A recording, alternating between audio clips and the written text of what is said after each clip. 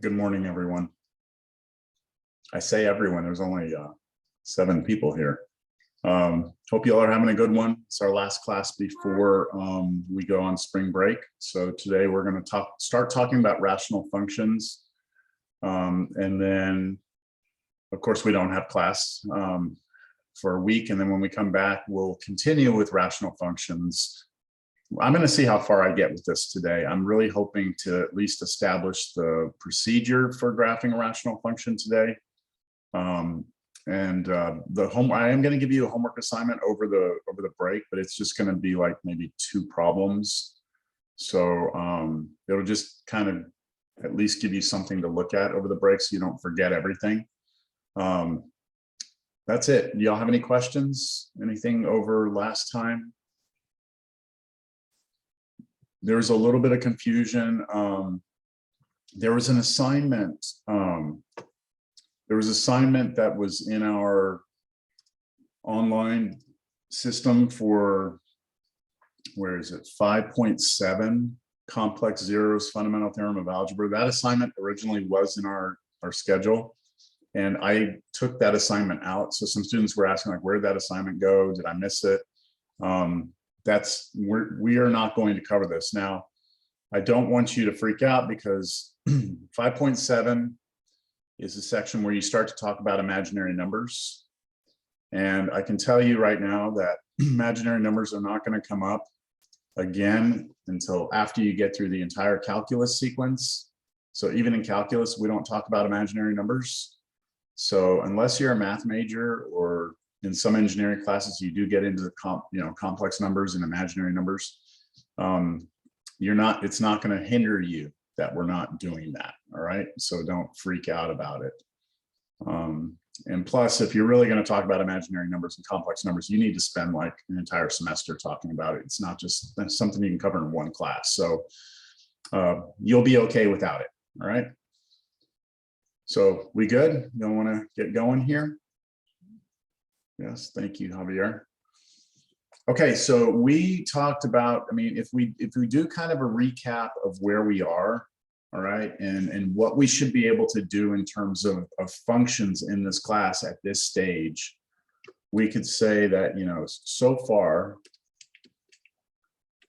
all right, so far when it comes to graphing functions, if I were to give you a function f of x equals, let's say, like 3x minus 7, we should all know that this is a line and we should be good in terms of graphing that. Like, that shouldn't be an issue at all for us, right?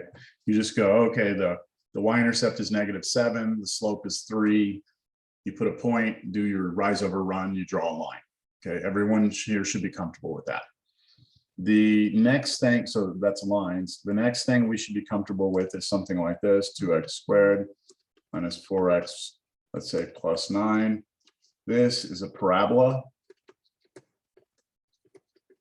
or a quadratic function, and that we should be good with also. We have a procedure for sketching that. Then we have f of x equals, well, polynomial. I'm just going to call it polynomial because polynomials can look very different from one another, right? So we've spent the last class or two talking about these polynomials and how to graph those, and we had a whole set of steps, right? You got to figure out with the leading coefficient test what the left and right hand sides are doing. Then you have to figure out what the x-intercepts are. To find the x-intercepts, you have to factor, or maybe you have to use synthetic division. You have to create this rational zero test list of numbers, right? And then you use the multiplicity to determine if you bounce or cross. So we have a procedure for this. We should be relatively comfortable with that. So that's what we know so far. Okay, today and for the next couple of classes, what we're going to be doing is talking about rational functions.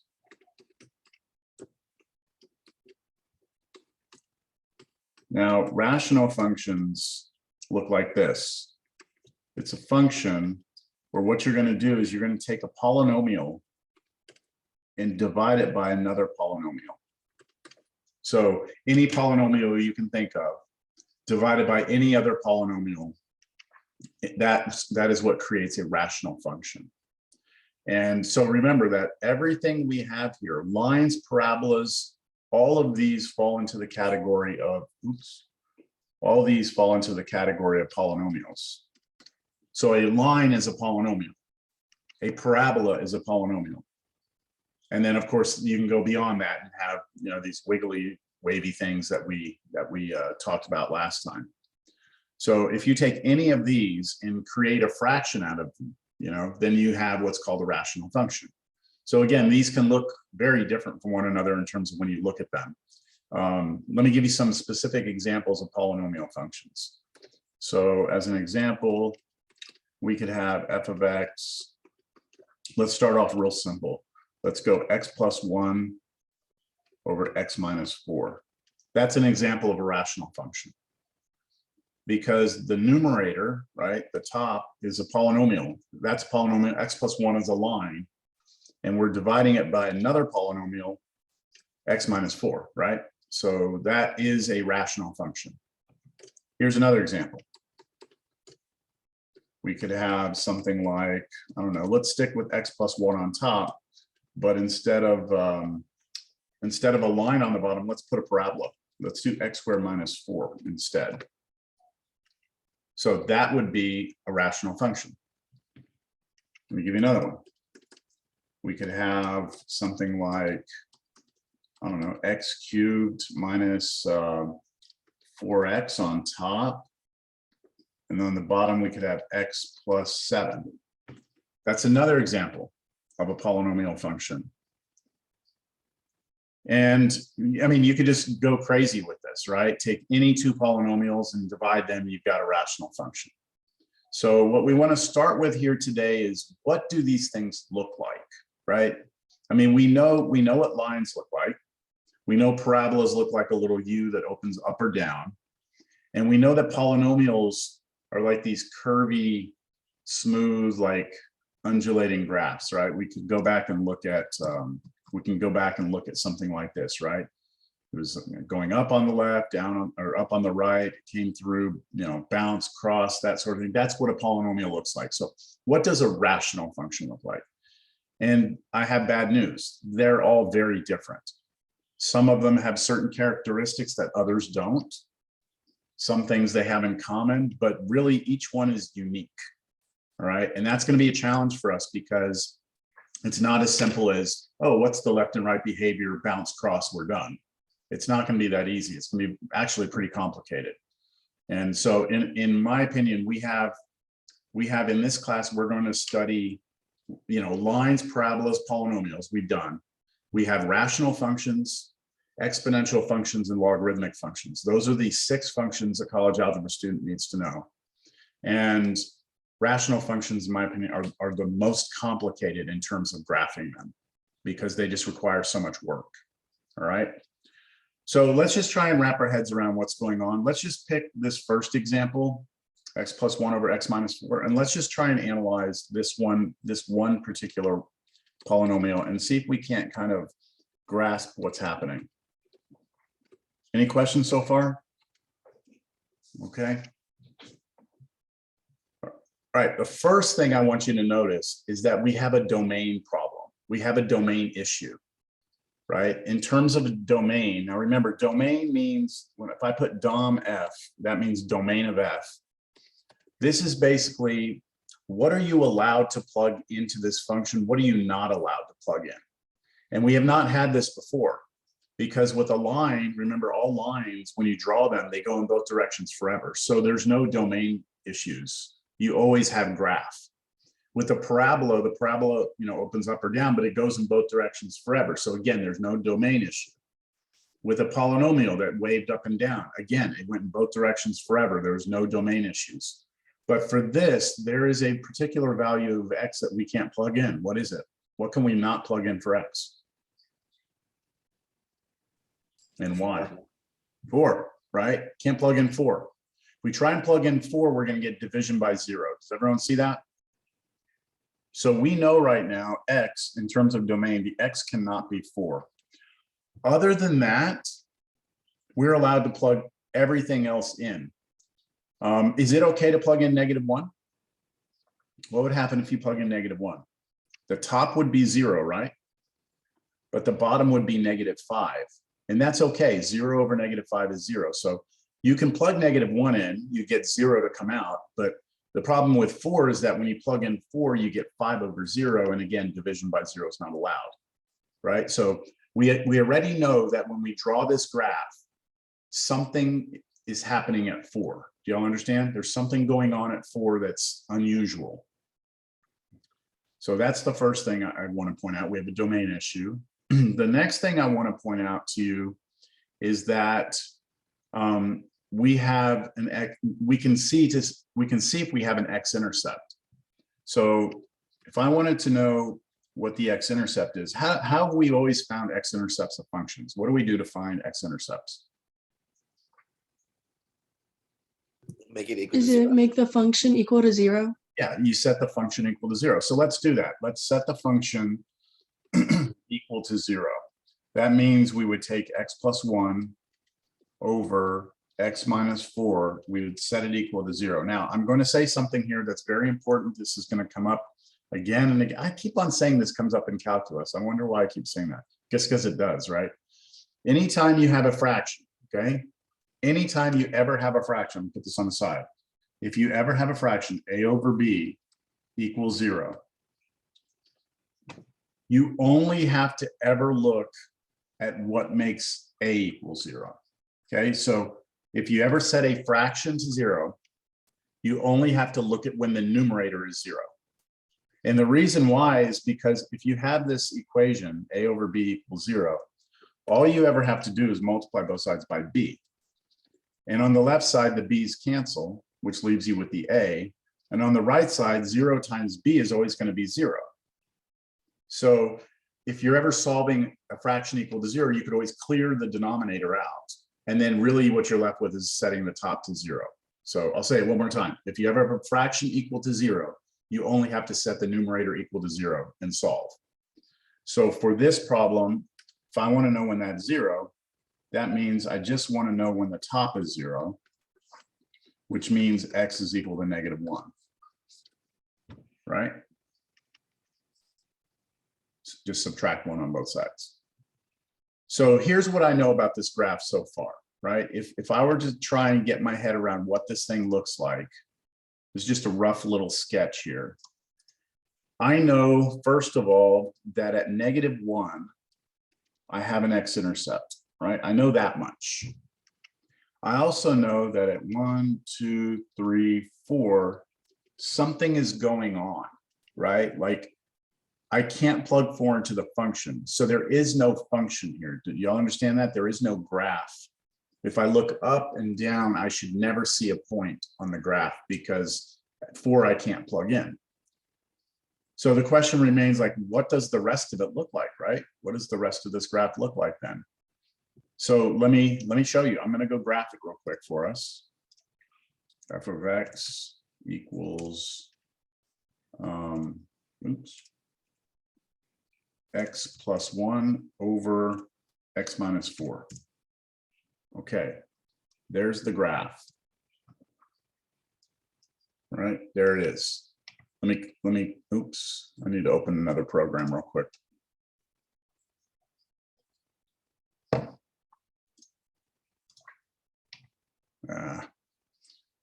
Okay, I'm having a little issue here. Let me close the program, reopen it.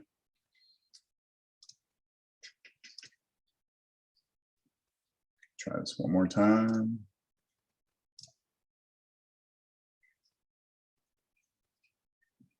There it is. Okay, so I'm going to just copy this. We'll take it over so I can write on it over here. So this is what I had said so far. When we went to the graphing calculator, or the graphing utility, this is what it gave us.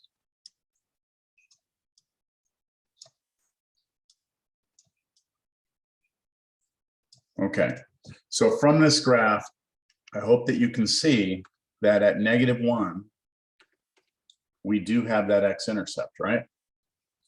And then at 4, look at what's happening at 4. We have this, look at the behavior of the graph. On the right-hand side of 4, the graph seems to be taking off. and heading up and up and up and up. Well, how far up does it go? Let's go back to the graph. How far up does it go? Wow, it just takes off, right? Like almost becomes like vertically just gone. Does that make sense? And on the left side, the same thing's happening, except that it's going down and taking off. So the way that I want you to visualize this is this. Imagine that what's happening at 4 is like you have this. I'm going to change that to dotted. It's almost like at 4, we have this wall, okay? It's like this barrier. And what's happening is as your graph is coming towards that wall, it's like the graph is like, oh, I can't hit the wall. Like I'm not allowed to go through the wall. So it has to either turn up or it has to turn down to kind of avoid the wall. And as you get closer and closer, right, as I keep on moving to the right, notice again that as I move down here, it gets closer and closer and closer. The further down I go, right, the closer it gets. It never gets there though. You never touch the wall. I can keep going forever and ever and ever. I'm never going to hit the wall. Do y'all see that? So is it infinity? It goes, it's like it drops down. In this case, on the left-hand side, it looks like this graph is dropping down to like negative infinity, right? And on the right-hand side, it looks like when the graph's coming in from the right, it's like it decides to turn up and heads up to positive infinity. Understand? So that not every rational function has this. Not every one of them has it, but it can. And also it can have more than one. It can have multiple places that this happens, as you'll see in a moment. So back here, what I'm going to do is I'm going to draw, this is not part of my graph, but I'm going to draw a vertical dotted line that goes through 4 like this. And we have a name for that. This is called a vertical asymptote, A-S-Y-M-P-T-O-T-E. It's a weird word. Asymptote. It's kind of like the P is silent. Asymptote. It's hard to say. Just say it real fast and no one will know if you're messing it up. Vertical asymptote. I'm going to refer to this as VA from now on. Okay. So we have a vertical asymptote in this particular rational function. We have this vertical asymptote occurring at 4, right? Whenever we try and plug in 4.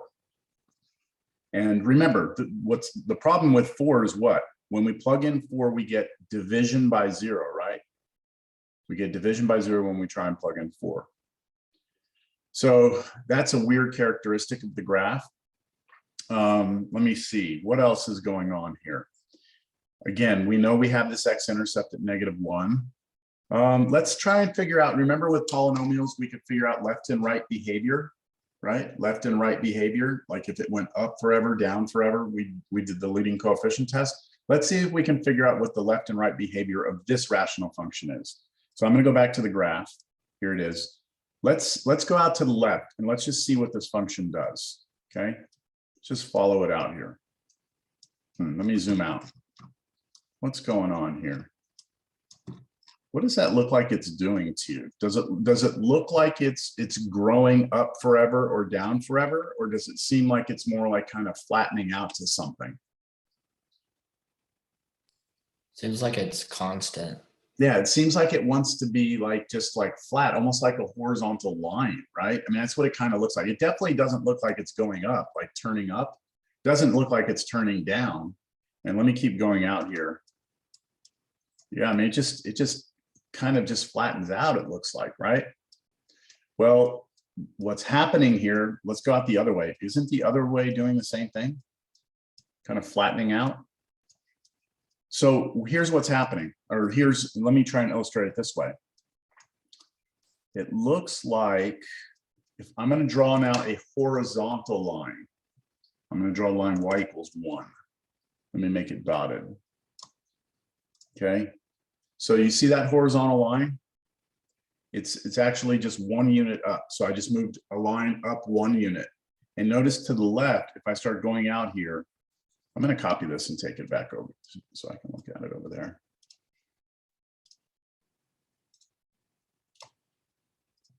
Okay, so looking at this more complete looking graph here now, we have the vertical asymptote here, right?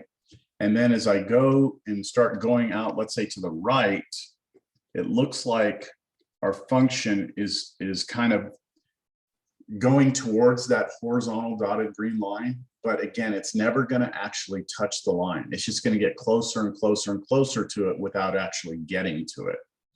And on the left side, the same thing happens. You'll see that it's going, getting closer and closer and closer to this horizontal line, but never actually achieving, like hitting the line. Just gets, you know, I like to think of it this way. You know how the vertical asymptote, I said it's like a barrier, like a vertical wall that you can't hit, and so you have to go down or up on each side of it. The horizontal asymptote, I like to think of it as like a magnet. It kind of pulls your function towards it. So as you draw to the right, it's like this green line is pulling the graph down, okay, pulling it down towards it. Or here it's pulling the graph up towards it. Does that kind of make sense? We have a name for this. It's called the horizontal asymptote. And of course, I'm going to abbreviate that HA from now on. Okay. Not every rational function has a horizontal asymptote. Sometimes they do, sometimes they don't. All right. So again, it becomes a little problematic. Now, I want to stress something to you about the horizontal asymptote. The horizontal asymptote only tells you what's going on at the edges. It tells you what your graph is being pulled towards at the edges of the graph only. The horizontal asymptote tells you nothing about what happens in the middle. It's kind of like when we were doing polynomials. Remember, we'd say, oh, it's up, up, and in the middle, there's a question mark, right? That's what we did for polynomials. For the horizontal asymptote, it will tell you where your edges are being pulled to, but it tells you nothing about what's happening in the middle, which is dangerous because people, what they'll do, students will do is they'll draw, when we figure out what the horizontal asymptote is, they'll draw a horizontal line all the way through like this. And that is very dangerous because your graph can cross through this green line. It can. In the middle, it can. On the edges, it can't, but on the middle, it can. So you'll see when I give you the formal set of steps here, what I'm going to wind up doing. Do I not have a white pen? I'm going to have you not draw it in the middle. I'm only going to have you draw it on the edges, the horizontal asymptote. If we have one, okay, if we have a horizontal asymptote, I'm going to tell you just draw it at the edges. Now, keep in mind, I haven't told you how to find a horizontal asymptote. I've not explained how you determine what they are or anything else. I've just told you, hey, look, we can have them, okay? I will explain how you figure all this shit out, okay? But right now we're just trying to like wrap our heads around like what these things can possibly look like. We good so far? I'm gonna go, let's look at another one. Okay, let's look at the other example here. How about this one right here? Okay. So if we look at this one, let's talk about a few things. We have domain issues, right? It is possible to make the denominator 0 if x is what?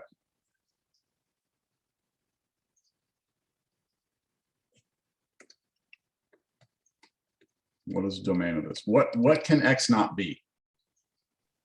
4. Well, x squared can't be 4, right? X Did you squared find can't like be the 4. difference of squares and then it would be like 2? You're going to have 2, x And can't then- be 2, and x can't be -2? -2, both, right? Because if I Okay. square 2, 2 squared is 4, 4 minus 4 is 0. And then if I take -2 and square it, -2 squared is 4, and then 4 minus 4 is 0 again, right? So we actually have 2 places where we have an issue. Do y'all see that? Sorry, I didn't see the square, the x squared. Oh yeah, okay, you didn't see that. You see it now? Yes? Okay, good. All right, so we do have some domain issues here. And then what about an x-intercept? Do we have any x-intercepts? Well, we just set the rational function equal to 0. We ignore the numerator, sorry, we ignore the denominator and just set the numerator to 0 and you get x is -1. So if I look at like a quick idea of what this graph looks like right now, here's what I know for sure. At -1, I have an x-intercept, right? But at -2, I have something going on. And at +2, I have something going on. It's little question marks. Not quite sure what's happening there yet. I think you would probably agree with me that you'd be willing to bet that it's probably those vertical asymptotes, right? It's probably something like that happening. Shall we see? Let's go look at it. So all I got to do is come over here and change this to an x squared. There. Okay, let me clear these out. All right. Okay, this looks different, doesn't it? We have, what do we have? At -1, we have that x-intercept, right? At -1, we knew we'd have that. And then at 2 and also at -2, we have something weird happening where it looks like our graph is doing that weird, taking off to infinity and -infinity. So let me show you where those are. This one's, we have one of them at 2, right? And then we have another one at -2. You see, we have 2 vertical asymptotes in this problem. 2 of them. And it corresponds to when the denominator was 0, right? That's when it corresponds to. It's where we had the domain issue. So that's kind of encouraging. It seems like if we want to find vertical asymptotes, all we really have to figure out is what makes the denominator 0. And that should tell us where we have vertical asymptotes. It appears that way. There's a little trick to it. There's something we have to be careful with, but it seems like that's what's happening. The x-intercept seems pretty reasonable in terms of finding it, right? We just set the numerator equal to 0 and got that. But what about this horizontal? Does this one look like it's flattening out? Again, does it look like the edges are flattening, or does it look like they're taking off? It's flattening, right? It's flattening out. But what is it flattening out to? Can we tell what it's flattening out to? What does this look like it's getting closer to? And what does this look like it's getting closer to? The x-axis. The x-axis is 0, right? Y equals 0. Y equals 0 is the x-axis, right? So it looks like that's what's happening. Let me put that in here. If I do y equals 0, that's the x-axis. And do you see now that's our horizontal asymptote? Do you see that it does look like it's flattening out towards that right now on both sides? Yeah. But do you see in the middle that the graph actually crosses through it? And that's why I just told you I don't like to draw it. I don't like to draw it all the way across. So what I do is I tell my students, okay, if you're going to draw it, x less than, let's go -5. Oops.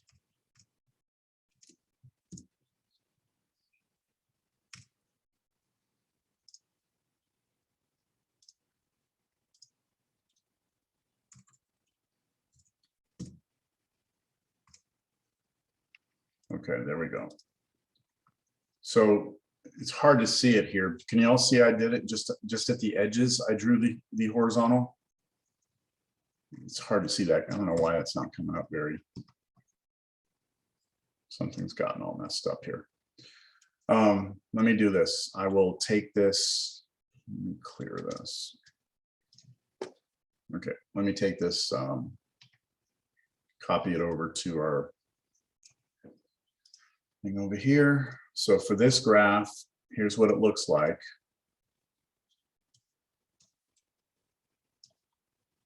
Okay, that's basically what our graph looks like. The horizontal asymptotes, the vertical asymptotes, I had 2 of them. I have a vertical asymptote here. I have a vertical asymptote here. That happens at x is -2. This one happens at x is equal to 2. And then I have this horizontal magnet, right, that goes out this edge, and this horizontal magnet that comes out this edge that my graph is getting pulled towards, right? It's getting pulled towards that magnet, never actually gets there, right? So my horizontal asymptote looks like it's happening at y equals 0, which is again the x-axis in this case. And then I also had that x-intercept. Let's not forget about that. We have that x-intercept. With me? Questions? I still have not given you like a procedure at all. We're trying to wrap our heads around what these things can possibly look like. Let's look at another one. This one. This one's very different, right? This is a very different looking function here. In terms of, I really changed things up on this one, right? So let's first talk about domain. Do we have any domain issues here? Well, x can't be what? -7. -7, right? So we probably have something weird happening at -7. Okay, what about an x-intercept? Well, for the x-intercept, all we have to do is set the top to 0. So do y'all see I'm skipping that step? I'm not even writing it down as a fraction anymore. I'm just going straight to setting the numerator equal to 0. And on this solving, I hope everyone's comfortable. Just factor out an x. And then that's a difference of squares. And then set each factor to 0, and you're going to get 3 solutions. 0, -2, and 2. We have 3 x-intercepts, right? We have 3 x-intercepts. So I know this about my graph. I have an x-intercept at 0. At 2, I have an x-intercept. At -2, I have an x-intercept. And at -7, I've got something strange going on, right? Something strange. Not sure what yet. I think it's probably going to be a vertical asymptote, but let's see. Okay. Y'all ready to look at it? X cubed minus 4x over x plus 7. So let me hide this. So we had x cubed minus 4x over x plus 7, right?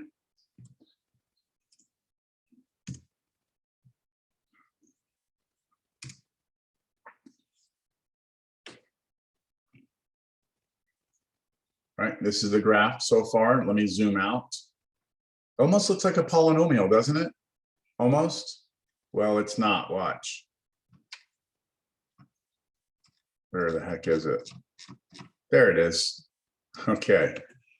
Let me do it this way. I'm going to zoom this a different way. Might make it a little easier to see here. Yeah, this is going to make it look. That's, whoa, what the hell? Right? What the hell? So look what's happening here. This is very different than what we've seen. We do have a vertical asymptote at -7.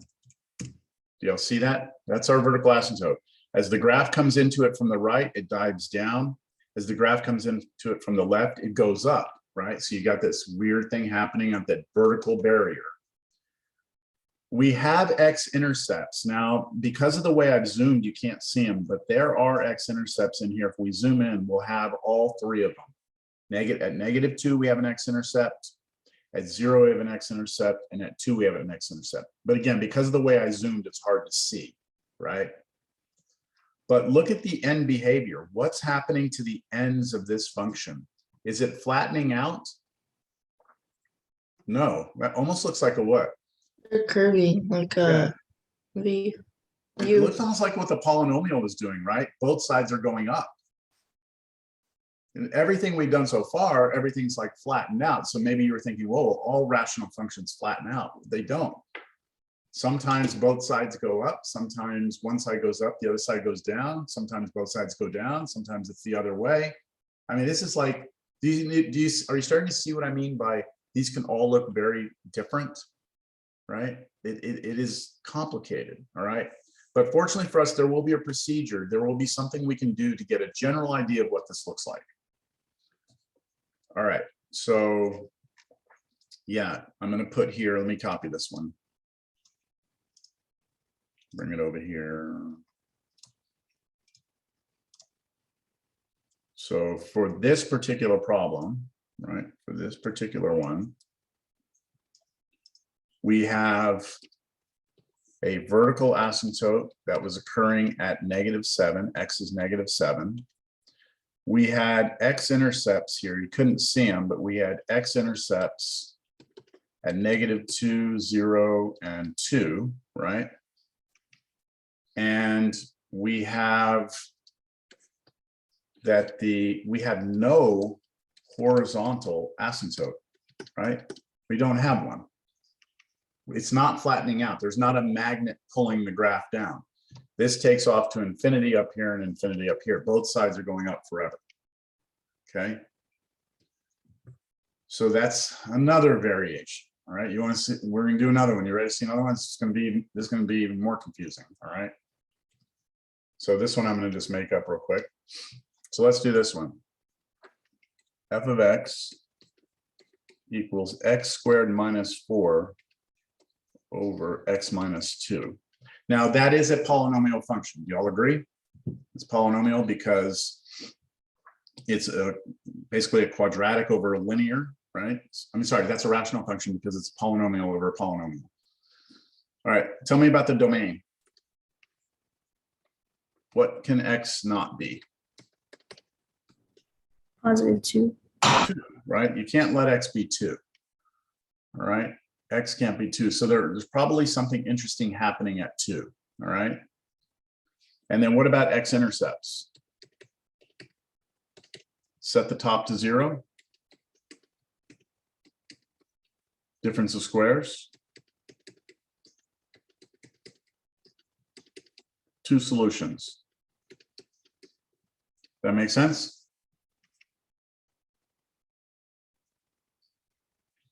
So here's what I know so far.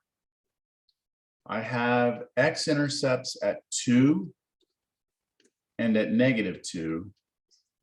And then I have something happening where? The domain, wait a minute, what the hell? Something's wrong. Do y'all see we got a problem here? Something is up. I'm saying I have an x-intercept at 2, right? But then I'm also saying that the graph doesn't exist at 2. Now, I didn't make a mistake. This is something that happens sometimes with rational functions. Something really odd is happening at 2. So you might be thinking vertical asymptote, right? That's what you might be thinking. You ready to look at it? Let's look at it. It's going to be, you're going to be like, what? Come on, man. Sir, why are they all different? Why? That's just the nature of a polynomial divided by a polynomial. The fact that a polynomial can look like anything, right? I mean, there's so many things a polynomial can be. You divide that by another polynomial.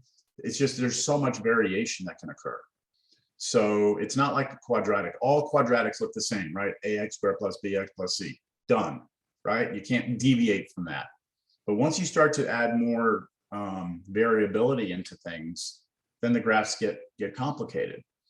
And so the good news is that rational functions, we will be able to graph them, sketch them by hand. We will, but we really have to wrap our heads around how we address all these little differences between them. And don't worry, we'll be able to. Right now, I'm just trying to show you just how different things can be. All right. Oops, sorry. All right. So here comes the graph. It is x squared. Does that answer your question? It's just that there's so much difference between polynomials. Yeah, I was just wondering like how hard is it going to be to draw it? It's going to be challenging, but it's not going to be like The impossible. how you're saying like on the domain, like there's something going on. Like I can kind of see where you're saying like Yeah, everything is different. Mhm. yeah. Trust me, when we get the steps, you'll feel better. Okay. Once I lay out the procedure, I think you're going to feel better about it. So this one was x squared minus 4 over x minus 2. We know we have an x-intercept at -2, right? We have an x-intercept -2, but we are very unsure of what's happening here because we're supposed to have an x-intercept and possibly a vertical asymptote at the same place, right? You all see that? It's the first time this has happened. So let's finish graphing this. I need to put x minus 2 here. And let me go back to a traditional zoom. What the? The hell? What does that look like? What does this look like? It's a line. Looks like a Looks like a linear line. function. Looks like a linear function. What the heck is going on? Also at 2, what's going on? Can you tell at 2? Here's 2. Can you tell what's happening here? It looks like nothing, right? Like it's just a line. That's what it looks like, right? That's not what's happening though. And this is one of the things I've never understood this. Technology has come so far. I can go to a website and graph pretty much anything. But for some reason, this software does not show you what's really happening at 2. So watch, I'm gonna click on the graph. And when I click on the graph, it tells me the point on that graph. Do y'all see that? So if I go to here, it tells me, oh, if you plug in 0, you get 2. All right. But watch what happens when I get to my X coordinate of 2. Watch what this thing says. Ooh, what? 2 undefined. What it's saying is you can't plug 2 in. So technically speaking, there is actually this happening right there. Let me show you. What we should really have there is that. Technically speaking, we have what is called, what do you think we call that? A hole. Okay, that's what it is, a hole. We have a hole in the graph. Now, the software does not show you the hole. And if you were to get on your graphing calculator and graph that function, it would not show you the hole. That's just a, I don't know, I still don't get why computers can't figure that out by now. They should have figured this out. They will eventually.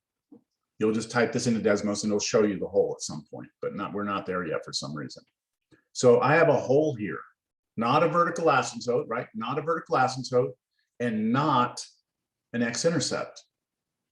So how are you going to know when you're graphing something that it's a hole as opposed to a vertical asymptote, right? How are you going to know? Well, the key is that in the function right here, the fact that we had an x-intercept correspond to a vertical asymptote, anytime that happens, anytime you have both of these things happen, this and this at the same point, that tells you you're going to have a hole. Okay. You'll have a hole at x equals 2.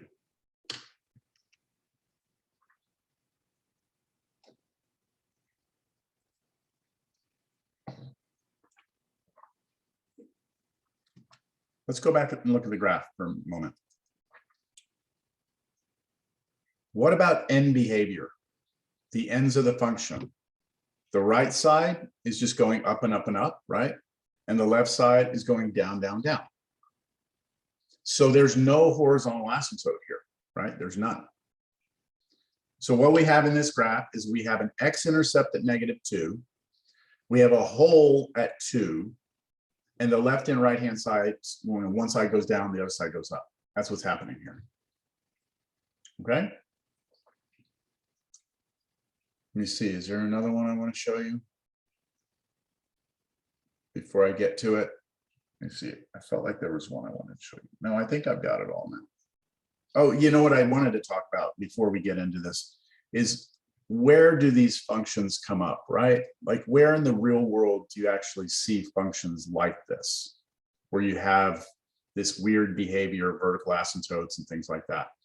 So here's an example. I just give you a real basic example of where a rational function could be used. All right, let's say I'm gonna keep this kind of simple, I think.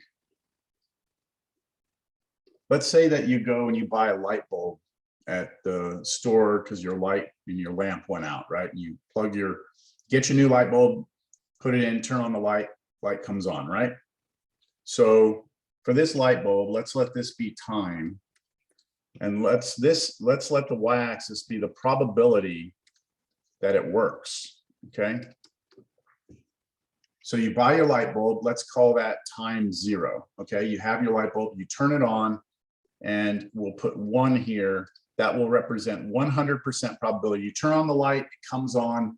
When you bought it, it works, okay? So now, as time goes on, what's gonna happen? So next time you walk in the room, turn on that light, it's probably going to work, right? It's a brand new bulb, should work, right? So the probability that, let's say this is measured in days, right? Let's say 1 day later, there's a pretty high probability that it's going to work, but not 100%, right? It could just be a bad bulb and it doesn't work the second day, right? And then this, the first day you use it after you buy it. Then the next day, the probability is probably going to drop, right? And so what happens to this graph as I move out to the right? What is it going to do? Well, this probability is going to get less and less and less and less and less and less and less and less and less and less. But will it ever be zero? We're talking about probabilities. We're not talking about, like, if the light bulb doesn't turn on, it doesn't turn on, it's dead. When you talk about probabilities, you're talking about things that haven't happened yet. This is something people don't understand. I was telling my other classes the other day, if I take a coin out of my pocket right now, right, and I hold it in my hand, I say, okay, I'm going to flip this coin. What's the probability of the heads? What would you say? 50%, right? 50-50 chance I'm going to flip heads. Okay, so now I get it and I flip it. There it is. What's the probability that it's a heads? 50. No. So that's what I'm trying to say. Once I've done the experiment, once I've actually done Oh. it, there's probability it doesn't mean anything anymore. Okay, it's over. It's either heads or tails. Like, that's it. It's probability is only when something hasn't happened. Like, what's the probability you get struck by lightning today? You know, there's a probability, you know, but after something's happened, you can't talk about probability anymore. So when I'm talking about this light bulb, I'm talking about what could happen, right? Do y'all understand though that this is perfect for a horizontal asymptote? Whoa, that got out of control there. Here's my x-axis. The probability should drop down, but it should never get to zero, right? Never. This is something we have to discuss as a class. I want to make sure you understand this. So what is the probability that the light bulb works 100 days later? Probably pretty good, right? It should last 100 days. How about 1,000 days later? Less, right? Less probability, but it could still work 1,000 days later. It's a few years later. How about 10,000 days later? Javier, you're saying no. Why? You think it's zero probability? Oh, actually no, because you said the probability is whenever it happens before. I mean, yeah, before. So it'd be like stupid low, but I don't think it'd be zero. Yeah. Okay. So it's really low, but it's not zero. Do y'all agree? Like, the light bulb could work 10,000 days later. How about 1,000,000 days later? Could it work? I mean, assuming there's still electricity and there's still humans on the planet to turn the switch on and stuff, you know, right? There's a very, very small probability. You said stupid low, right? Stupid small, right? Is that what you said? Yeah, I mean, 1,000,000 days later, there is a probability. It's extremely small, but it could still work. How about 1,000,000,000,000 days later? Even smaller, right? The thing is, you're never, when we say small, what do we mean by small? So you have to really kind of, this is what I like to make students think about. When I talk about a small number, how small are we talking here? So let's change this. This one's even better if we look at it this way. How about we talk about a human being, all right? And let's say this is years, and this is the probability that you're alive, that a person is alive, okay? And this is just generally speaking. At day 0, say that the person is born and they're alive, and let's just say 1, right? 100%, they're alive. We're not going to get into a debate as to when that starts, right? We're not going to be like, oh, well, you know, we're going to just say whatever we're agreeing upon is being when the life starts, that's it, okay? So what if we go to, you know, let's go to 50 years here. What's the probability that a human being will live to be 50 years old? Pretty good, right? Nowadays, first world country, you'll be pretty good there, right? You go, what, to 100? Think most people live to 100? Well, and now we're getting smaller probabilities, right? How about to live to be 110? Smaller? right? How about 200? What's the probability a human lives to be 200? Very low. Very low. I'm glad you said very low. It's not zero though. Don't tell me zero, because if you tell me zero, then I'm going to ask you, if you tell me at 200 the probability is zero, like an x-intercept here, if you tell me that, then I'm going to ask you, then what's the probability at 199 then? You know, like why wasn't 199 zero? Like then you'd have to tell me, oh, no human being can live past this time. That's, you can't. How about if I change this and I go out to 2,000 years? What's the probability a human lives to 2,000?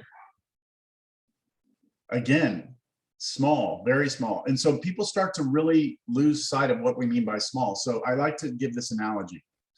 Let's compare the probability that a human lives 2,000 years to something that we can wrap our heads around.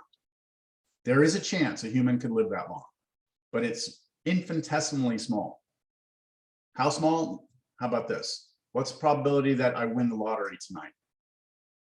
If I go play the lottery, what's the probability I win? Pretty small, right? But it could happen. It could happen. What's more likely, that I win the lottery or that I live to 2,000? Lottery. Lottery. It's more likely I win the lottery than I live to 2,000. Now, let's do this. What if I play the lottery every day this week and win every day? Could it happen? Yes. Yes. Now, that probability is really, really low though, right? To not only win the lottery, but win it 7 days back to back. It could happen, but do you think that's more likely, or I live to 2,000? I don't know. We could debate that.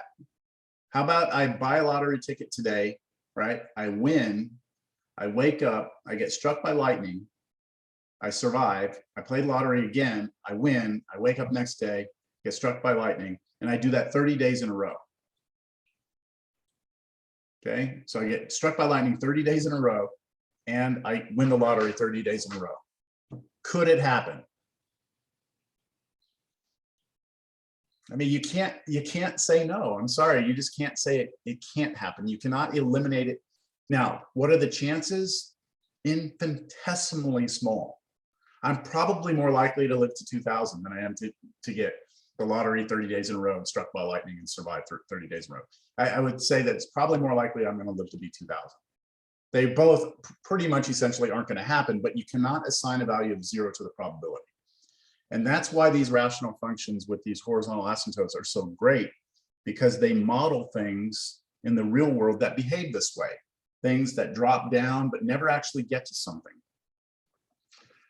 Lines, parabolas, and polynomials don't do this, okay?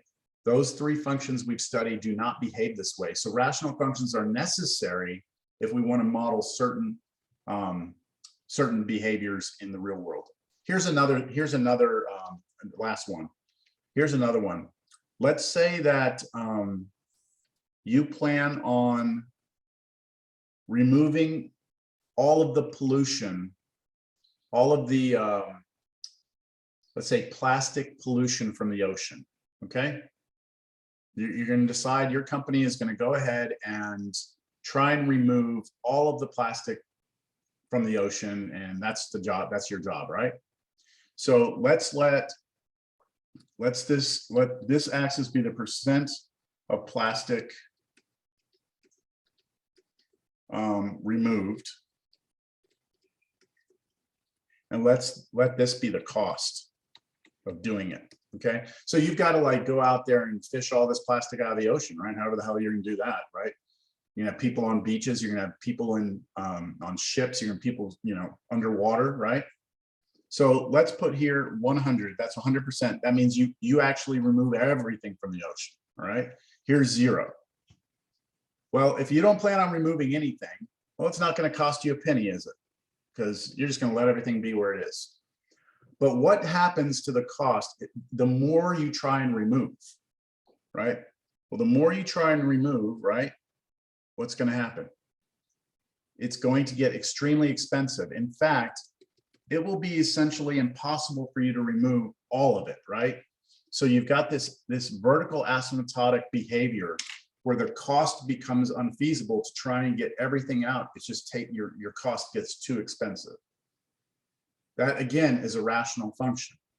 It's not a parabola. Remember, parabolas do this. They go out and they keep going to the right and keep going to the left. There's not this vertical barrier that it can't pass. Only rational functions allow us to have that. So again, there's uses for these functions in the real world. All right, we ready? Y'all ready to get into how we would actually graph one of these, the steps? So this is going to be an important note here. So how to sketch a rational function. All right, here we go. First step.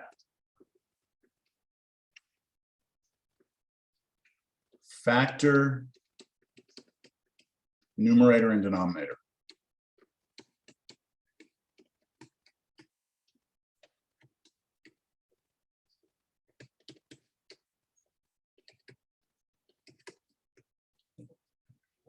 Okay, we want to completely factor the top and factor the bottom if we can, all right? If possible.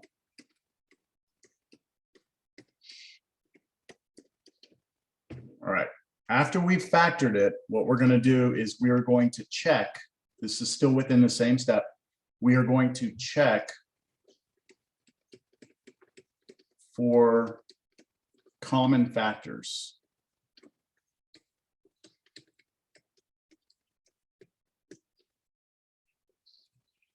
If we have them,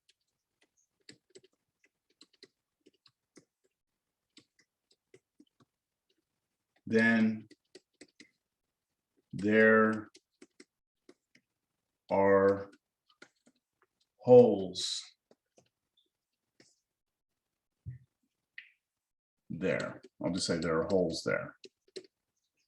Okay. So again, we're going to factor the top, we're going to factor the bottom. If we see any factors that are both in the numerator and denominator, then wherever we have those factors that are the same, we know there's a hole there. I can take you back to this example right here. Where is it? I'll put that back up. See this right here?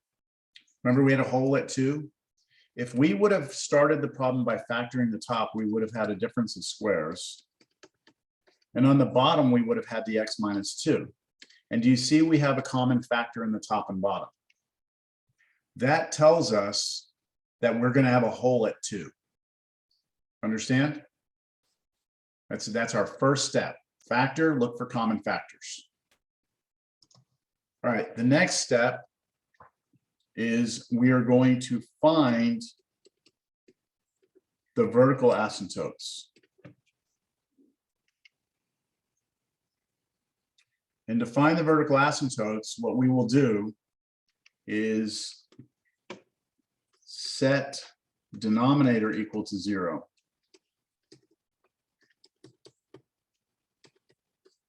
And solve.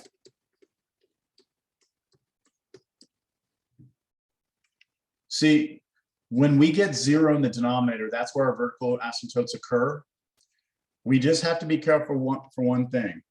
Remove any holes you have, all right? So if you find a hole from the first step, that can't possibly be a vertical asymptote, all right? If you have a hole, it's a hole, it's not a vertical asymptote. So when we set the denominator equal to 0, like on this problem here, if we set this denominator equal to 0 here, we would not say x equals 2 is a vertical asymptote. We would not, because we already know that that's where we have a hole. But if we had other factors down here, those would be our vertical asymptotes. Again, you'll see this better when we do an example. Next thing, we want to now find the x-intercepts. And for that, all you do is set the numerator equal to 0.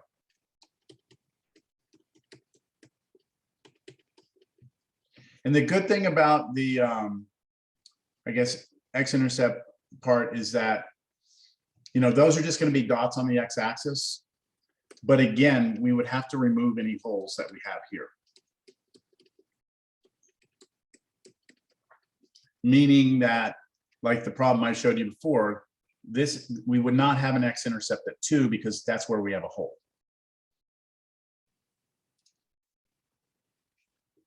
Questions up to this point, kind of making sense? All right, the next step is the one that is the most confusing, all right? We need to find the horizontal asymptotes. I have not shown you or talked to you about how to figure out what's happening at the edges, right? I've not shown you this. And it's weird, okay? Here's what we're gonna do.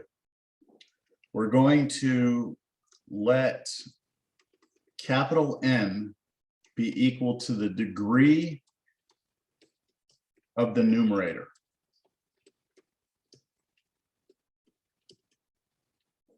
And then we're going to let capital D be the degree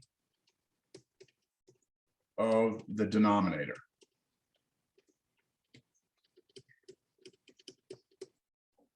Remember, the degree is the highest power of x that you see, right? So we're going to say capital N is the degree of the top and capital D is the degree of the bottom, right? And we're just basically going to look at the degree of the top and bottom, right? Okay, we're going to compare that. And here's the conclusions that you'll have to draw. There are 3 cases. Case 1, if the degree of the numerator is smaller than the degree of the denominator. So if the power on top, the degree on top is smaller than the one on the bottom, then y equals 0, in other words, the x-axis, is your horizontal asymptote.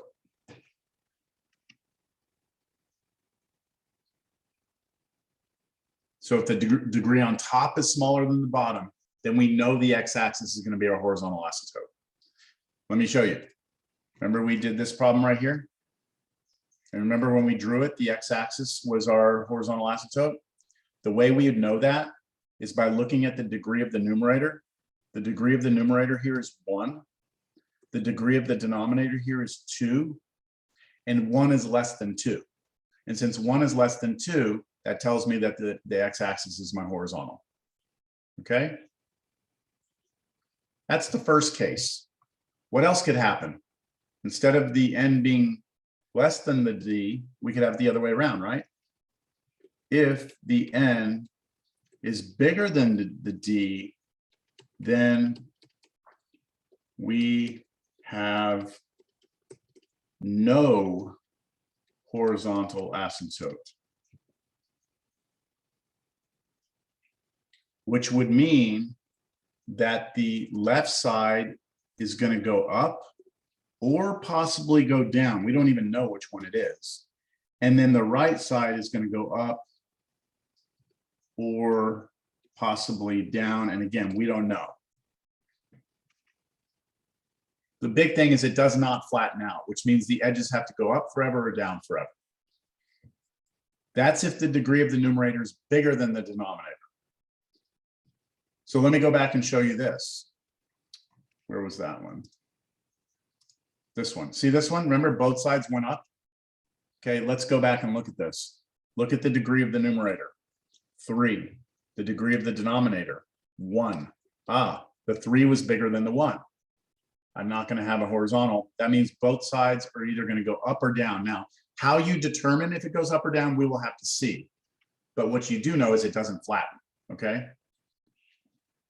Is that it? Are these the only 2 possibilities?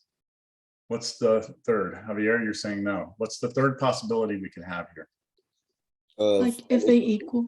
Yeah, if they're the same, right? What if they are the same degree, right? If you have the same degree, then you will have a horizontal. But here's what it'll be. It'll be a horizontal line, y equals. So you remember how up here I said y equals 0 and that's the x-axis? Here's what it'll be if they're equal degrees.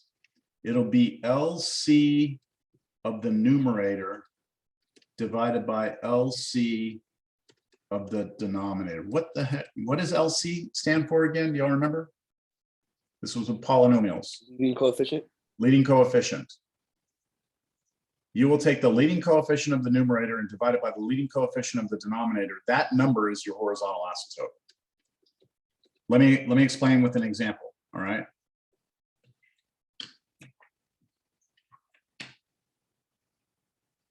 I'm going to go back to the first one we did, okay? Remember when I drew this one, it looked like we had a horizontal asymptote here at 1. It's like it flattened out over here and it flattened out over here. Ooh, right? And that was like a horizontal line that was moved up 1. Do y'all agree it was 1? It looks like it's 1. How did I know that? Well, I come back up to this. Look at the degree. The degree here is 1. The degree there is 1, right? They both have the same degree. Now, since they have the same degree, what I now look at is the leading coefficient of the first one. The leading coefficient of the first one is 1. The leading coefficient of the second one is 1. And what I do is I take that, make a fraction out of it, 1 over 1, and that gives me 1. And this is my, well, y equals 1 is my horizontal asymptote. So if this would have been 2x plus 1, then my horizontal asymptote would have been 2. If this was a 2x minus 4 on the bottom, it would have been 1/2 because it would have been 1 over 2. So the only time you look at the numbers in front is if the degrees are the same. That's the only time you look at the numbers in front. And that's the last case. All right, let's just kind of recap. Factor everything. Look for holes. After you do that, find the vertical asymptote. Set the denominator to 0. Solve, make sure you remove any holes you have. Then you find the x-intercepts. Set the top equal to 0. Remove any holes. Then you figure out what's happening with the horizontal asymptote, right? You're going to compare the degree of the numerator and denominator. It's going to be one of 3 things happening. Okay, after this, we're still not done. After this, what we're going to do, step 5, is we are going to plot all the information we have from parts 1 through 4. Everything we've done up to this point, we want to start drawing a basic graph. If we have holes and vertical asymptotes, we want to start putting them there, horizontal asymptotes, x-intercepts, placing them on our graph, all right? That'll give us kind of a rough structure of what it looks like. Once we plot the information, we move to the next step. We must, and this is the one that always gets students, they're like, what are you talking about? We must now pick test points.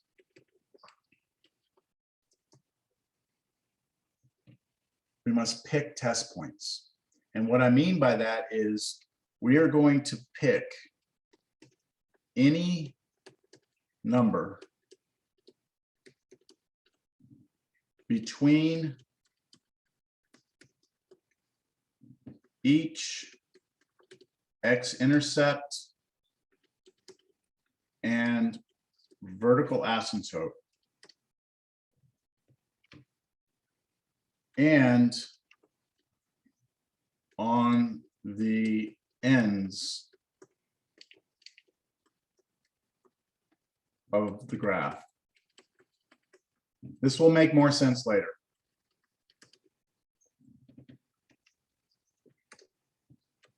You should always have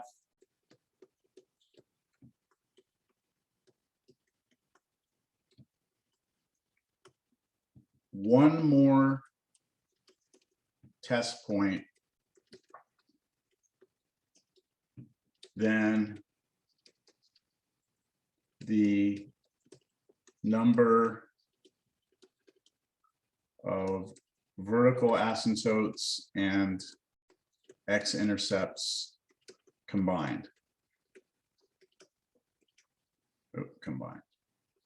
Okay, what I mean by that is this. You've got to pick test points, okay, on your graph. And you're going to have to take these test points and plug them into the function. I'll write that down in a minute. But to figure out how many test points you're actually going to need, you're going to count how many x-intercepts you have and how many vertical asymptotes you have. So let's say you have 3 x-intercepts and 2 vertical asymptotes. Let's just say that's what you have, 3 x-intercepts, 2 verticals. Then you're gonna need 6 test points.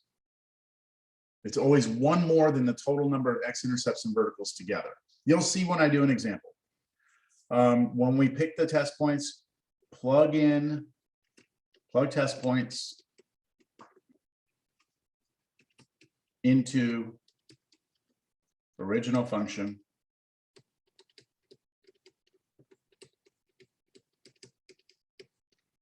To see if you get a positive or a negative number out.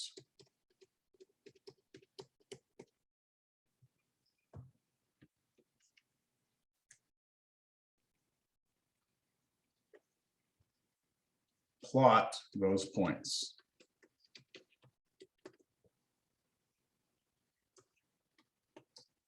And the last step, use your brain to connect the dots. So at the very end of everything, you're going to have dots everywhere and vertical asymptotes and horizontal asymptotes.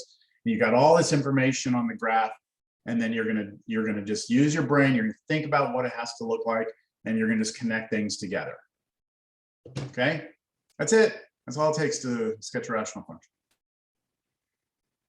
I think we should do an example. Let's just do the very first one. Let's do this one right here, x plus 1 over x minus 4.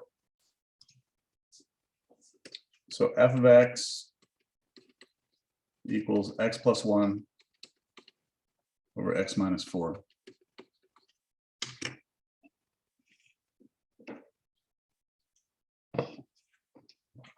Let's sketch it. I'm going to get these steps. I'm going to copy them all and I'll bring them over here. You know what? Before I do that, I'm going to take out the lines.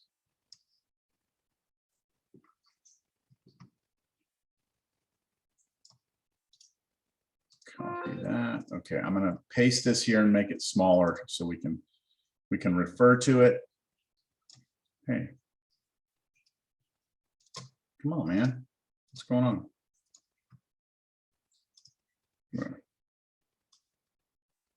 Why is it not letting me make this smaller?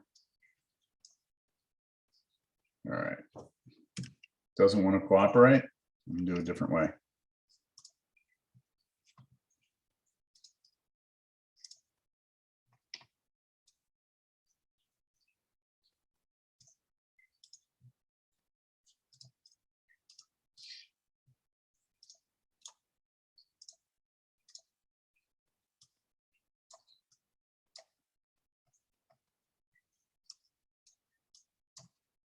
All right, here it is.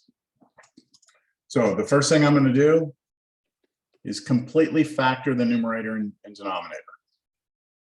Done, right? There's nothing to factor. There, it is completely factored.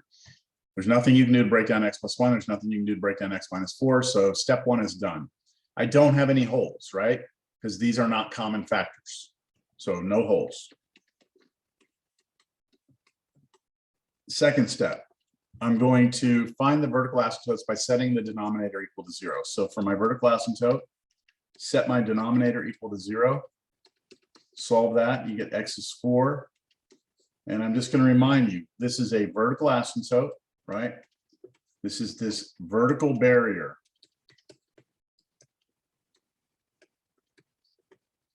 Right, that's a vertical barrier. This is vertical barrier. When my graph gets to it, it's going to get turned up or down. Third step, x-intercepts. So I set the top to 0.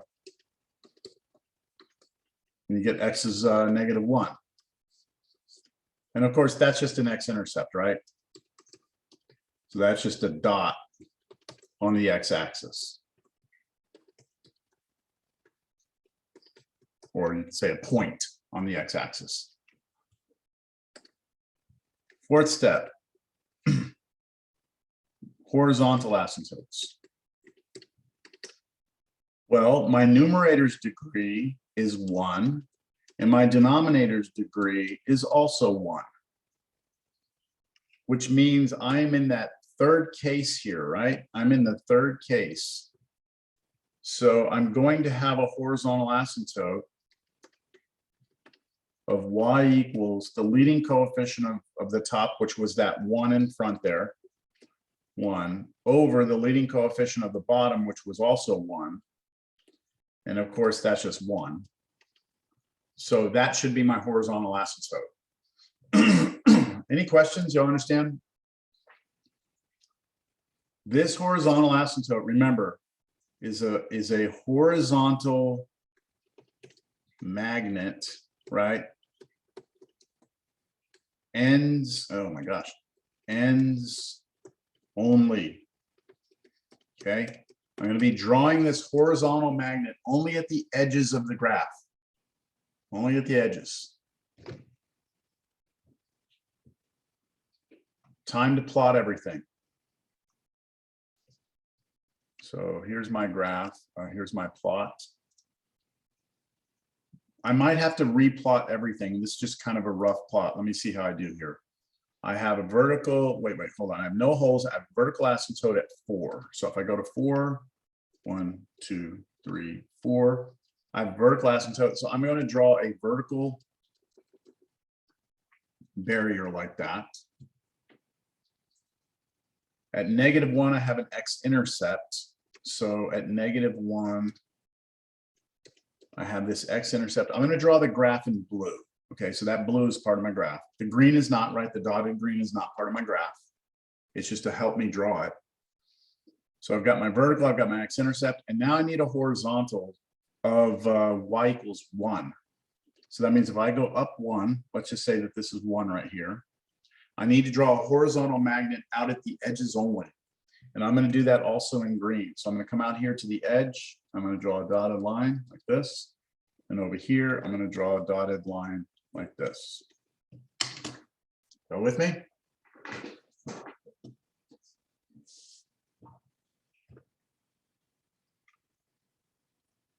Step 6, pick test points.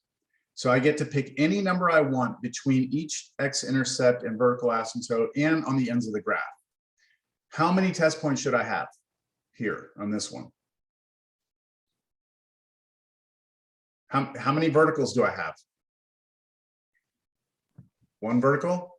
How many x-intercepts? You should have 3 test points, right? Yep. So I have 1 vertical, 1 x-intercept. That's two things, right?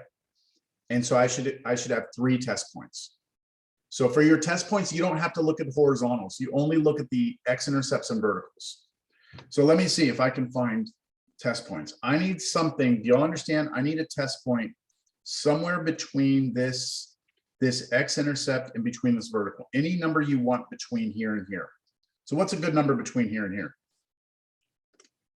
You could use 1, you could use 0, you could use 2, you could use 3, you could use 2.5796. Up to you.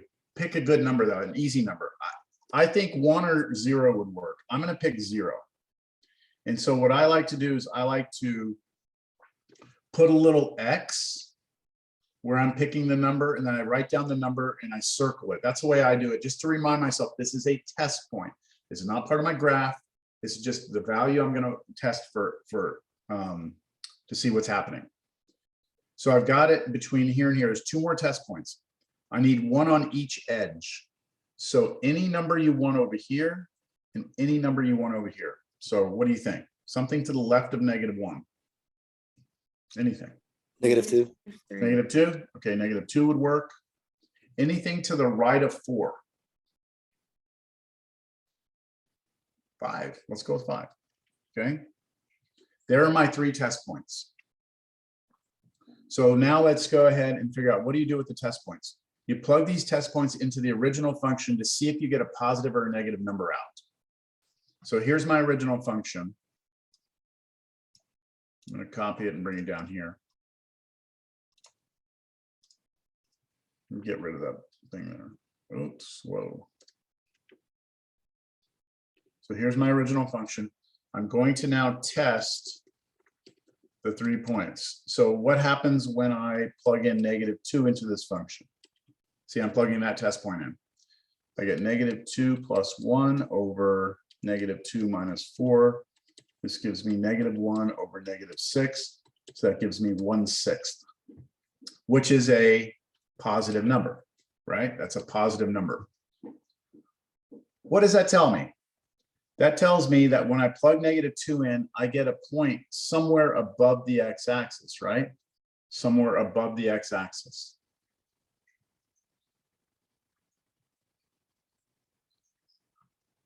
Then we plug in 0. What happens when you plug 0 in? Let's see, you get 0 plus 1 over 0 minus 4. Here you get 1 over -4, so that gives you a negative number, right? That's a negative. So when I plug in 0 here, I get a negative number. Do y'all see my dot right there? When I plug in 0, it comes out below the x-axis. Maybe I should move this to the side a little bit. And one more test point. Let's plug in 5. Plug in 5, you get 5 plus 1 over 5 minus 4. It's going to be 6 over 1. This is 6. And so that's a positive number.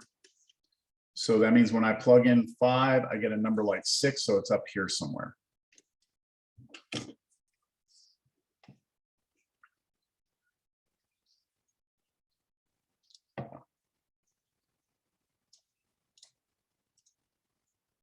Got it? We're ready to draw. We're ready for the final picture. I'm going to copy it down here so I have more room. Okay, here's the graph. And I'm ready now to draw the final picture. This is where you have to use your brain. Okay, so this is what I like to do. I like to always start at the far left point that I know exists on my graph, which is this one right here. When I draw this, I'm going to have to draw this without, well, let's draw it out to the left first. If I draw it out to the left, what has to happen? Is it going to go up? Is it going to go down? What's going to happen? What does that dotted green thing tell you? That it can't go past that. That it gets dotted pulled line. towards it. It gets pulled towards the green dotted line, right? It gets pulled towards it like that. It's a magnet, right? Pulling it towards the function gets pulled up towards that green dotted line. Understand?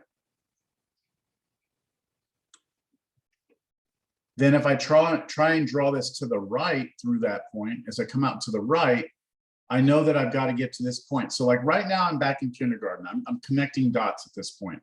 I'm going to connect this dot to this dot. But then I have to connect it to this dot right there. Y'all follow that? Dot to dot to dot. I cross through the x-axis. But now what? I'm drawing this way. What happens? I got to keep trying to draw to the right, but what's going to happen? Got this barrier, right? We've got a barrier, a vertical barrier. I cannot cross it. Those vertical barriers are either going to force your function up or down. Up or down. Which way is it? Up or down? Why down, Javier? Why not up? Because it was a negative. Well, it is below the x-axis right now, but why can't I just turn it up like that? Why can't I do that? Does it have to be wouldn't it have to be like smooth? No, that's still smooth. Is it because of the x-intercepts? Exactly. Okay, does everyone see that if you go up, then you have just created an x-intercept that doesn't exist. The only x-intercept that exists is the one we found right here. So by going up, you've basically changed what the graph should be. So you can't go up, which means you must go down. So it's not the fact that it looks like it does something, it's the fact that you have one choice only. this has to go down because of that barrier. That makes sense, everyone? It's a process of elimination. You can only go one way because of the x-intercept.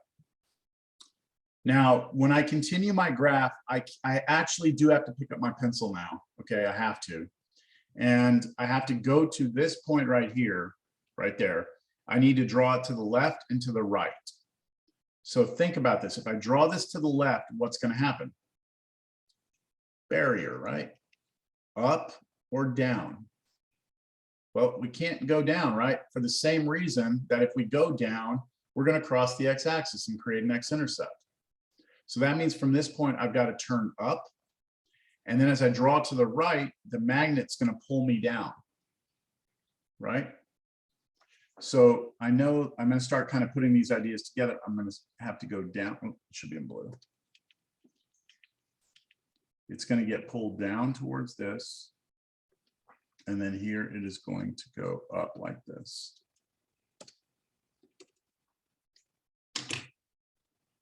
There it is. That's my graph.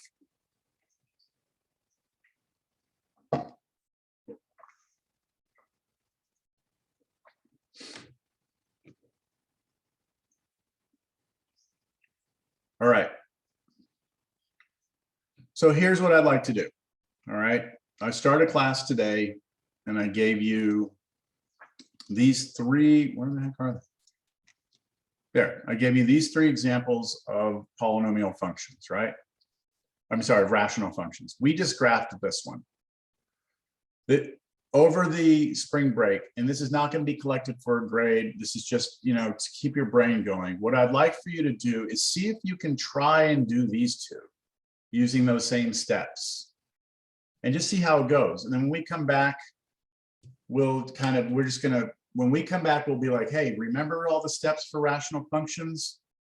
Did y'all try those? Did you have any problems? Okay, if you did, you know, what did you have? And then what we're going to do is we're just going to start graphing these things. The problem is each one of them probably takes, you know, 15 minutes, 20 minutes. So you can't do a ton of these examples, but just see how that goes, okay? That's all I want you to do. Otherwise, enjoy your break and, you know, try and get some relaxation because we come back and, you know, continue grinding away here. All right. I'm sure y'all have a lot of other tests this week and things like that. Y'all are kind of lucky I don't have a test in here, huh? I have some students who have like 3 or 4 things due this week. So, okay, that's it. I'm not going to do another example. I just don't have enough time to do one completely. So I'm going to let it go here and you can hang out if you have any questions. If not, enjoy your break and I will see you all in a week or so. Thank you, Professor. You too. Take care.